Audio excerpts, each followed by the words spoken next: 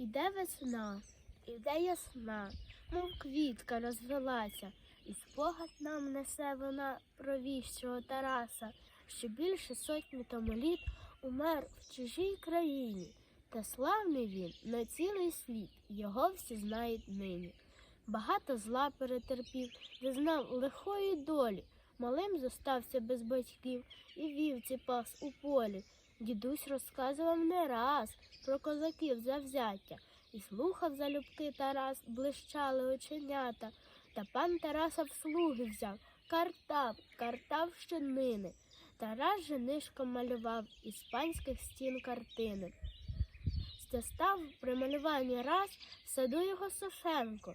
Помів, щоб вільним став Тарас, щоб вчитись став Шевченко. Його пізнали малярі, хвалили вдале діло, але злякалися царі. Він вірші пише сміло, бо в віршах пригадав Тарас, як нарід жив на волі, як козаки в воєнний час перемагали в полі, бо в віршах тих розповідав, як добре вільним бути, яка невольникам біда, як гнобить ворог лютий. Які степи, який Дніпро, і українські люди, як переможе ще добро, і весело всім буде. Злякав, що пісня голосна, московський цар поганий, Тараса в чужину прогнав, закув його в кайдани. Та ще й писати заказав московський цар лукавий, а все ж таки Тарас писав, ховав вірші в халяві.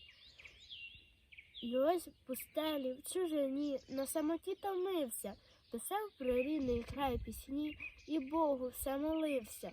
Як проминуло 10 літ, вернувся він на волю, та невеселий був той світ, ридало серце з болю. Замовкло серце кобзаря у чужині холодній, та слово ясне, мов зоря, нам світить до сьогодні. І кожен раз, в весняний час, всі українські діти згадають, нас любив Тарас, йому дарують квіти. Сповнить Тараса заповіт, ніхто з нас не забуде, хоч проминуло сотня літ, він завжди з нами буде.